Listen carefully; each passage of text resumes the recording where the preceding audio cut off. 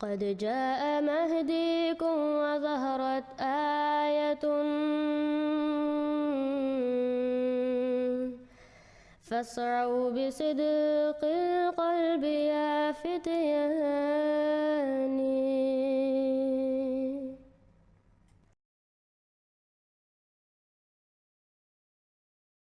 सब देखने और सुनने वालों को मोहब्बत भरा सलाम। नाजरीन, आज का प्रोग्राम अब सब के लिए बहुत ही मालूमाती होने वाला है। नाजरीन, जैसा कि अब सब जानते हैं कि पाकिस्तान में जो हालात आजकल चल रहे हैं वो सब अब के सामने हैं। रमज़ान का पूरा महीना इसी गुफ्तगू में गुजर गया। नाजरीन, ये मौलवी उलमाए किराम या दूसरे बहुत से लोग ये अपने मुंह से इस चीज़ का बहुत बार एतराफ़ कर चुके हैं, पर मानते नहीं कि दुनिया में किसी ऐसे शख्स की ज़रूरत है जो सही रास्ता दिखा सके। और ये सब इस शख्स का इंतज़ार भी करते हैं और अपने मुंह से एतराफ़ भी करते हैं। बस जमात अहमदिया कहती है कि जिस शख्स ने आना था वो आ चुका है, और हज़रत सल्लल्लाहु अलैहि वसल्लम की पेशगोइयों के मुताबिक हज़रत मसीह मऊद अलैहि सलाम इस ज़माने के मसीह ओ मेदी है। आपको अल्लाह ताला ने मसीह ओ मेदी बनाकर मबूस फरमाया।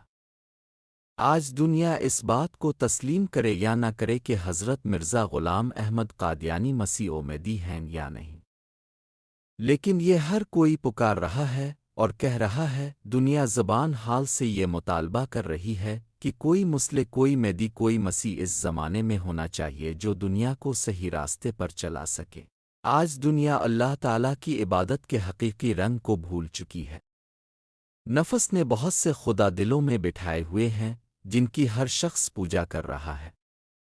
अपने पैदा करने वाले के हक़ को भुलाया जा चुका है, और इस तरह नफसन नफसी का आलम है कि अपने भाई के हुकूक छीन कर भी अपने हुकूक कायम करने की कोशिशें की जाती हैं। आज सैकड़ों लिखने वाले अखबारों में लिखते हैं, खुद दूसरे मुसलमान भी ये लिखते हैं कि इस्लाम का सिर्फ नाम बाकी रह गया है, अमल नहीं। तो यही ज़माना था जिसके बारे में हज़रत सल्लल्लाहु अलैहि वसल्लम ने पेशगोई फरमाई थी कि इस ज़माने में मेरा मसीह ओ मेदी ज़ाहिर होगा। बस वो आया और अल्लाह ताला ने हमें उन खुशकिस्मतों में शामिल किया जिन्होंने इसे कबूल किया। क्या हज़रत मसीह मऊद अलैहि सलाम को सिर्फ कबूल कर लेना ही काफ़ी है?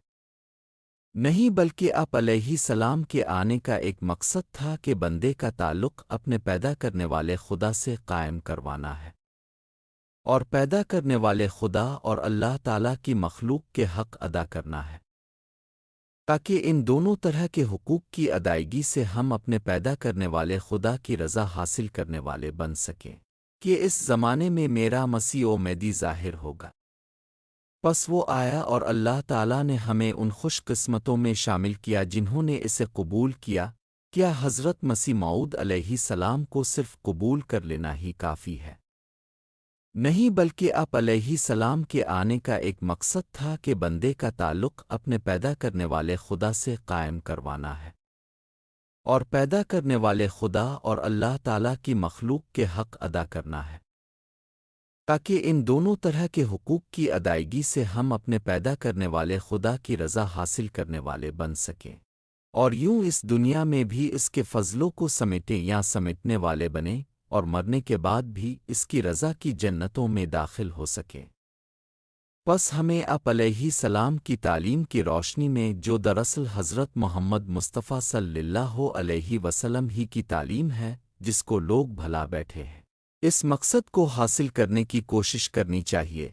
सैयदना हज़रत अक़दस मसीह मऊद अलैहि सलाम फरमाते हैं कि अंबिया अलैहि अस्सलाम की दुनिया में आने की सबसे बड़ी गरज और उनकी तालीम और तबलीग का अजीम अलशान मकसद ये होता है कि लोग खुदा ताला को शनाख्त करें, और इस ज़िंदगी से जो उन्हें जहन्नम और हलाकत की तरफ ले जाती है और जिसको गुनाह आलूद ज़िंदगी कहते हैं, नजात पाएं। हकीकत में यही बड़ा भारी मकसद उनके आगे होता है। बस इस वक्त भी जो खुदा ताला ने एक सिलसिला कायम किया है और उसने मुझे मबूस फरमाया है, तो मेरे आने की गरज भी वही मुश्तरक गरज है जो सब नबियों की थी। यानी मैं बताना चाहता हूँ कि खुदा क्या है, बल्कि दिखाना चाहता हूँ और गुनाह से बचने की राह की तरफ रहबरी करता हूँ। یعنی گناہ سے بچنے کا راستہ دکھاتا ہوں۔ آپ کو آج کا پروگرام ہمارا کیسا لگا ضرور بتائیں اور کمنٹ سیکشن میں ضرور رائے دیں۔ اس کا بقیہ حصہ اگلی ویڈیو میں بیان کریں گے۔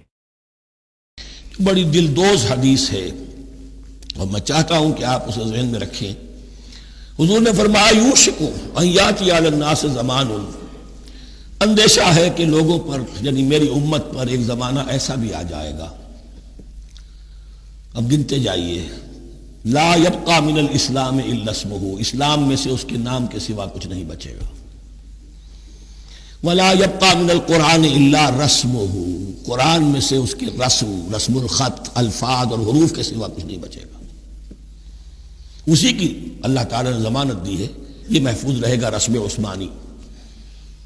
مساجدہم عامرۃ، ان کی مسجدیں آباد تو بہت ہوں گی، وَهِيَ خَرَابٌ مِّنَ الْهُدَىٰ، ہدایت سے خالی ہو جائیں گے، یہ خراب کے لفظ سے هِيَ خَرَابٌ مِّنَ الْهُدَىٰ، وَعُلَمَاؤُهُمْ شَرُّ النَّاسِ تَحْتَ أَدِيمِ السَّمَاءِ، اور ان کے علماء آسمان کی چھت کے نیچے کی بدترین انسان ہیں، مِنْ عِنْدِهِمْ تَخْرُجُ الْفِتْنَةُ وَفِيهِمْ تَعُودُ، فتنہ انہی کے اندر سے برآمد ہوگا، انہی میں گھس جائے گا، یعنی ان کا کام فتنہ انگیزی، مخالفت، جنگ و جدال، بھڑکانا، اپنے اپنے فرقے کے لوگوں کے جذبات کو بھڑکاتے رہنا اور مسلمانوں کے اندر اختلافات کو ہوا دینا، یہی ان کا کام رہ جائے گا۔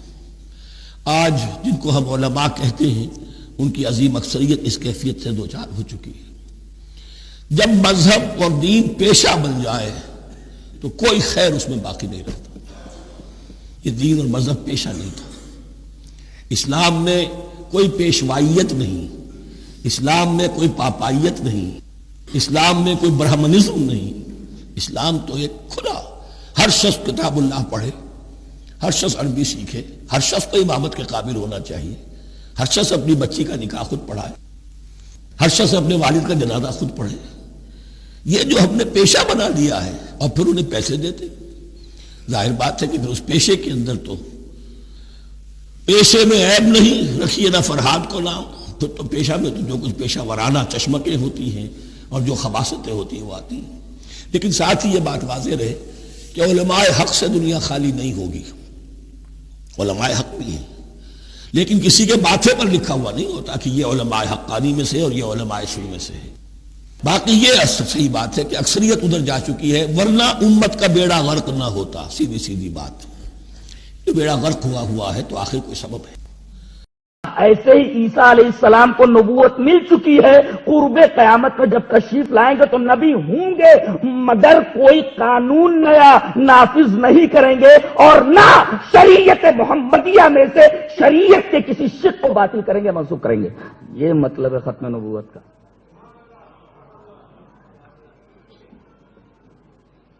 ختم نبوت کا مطلب سمجھ میں آیا؟ ہم تو رکھتے ہیں مسلمانوں کا دل، ہم تو رکھتے ہیں مسلمانوں کا دل،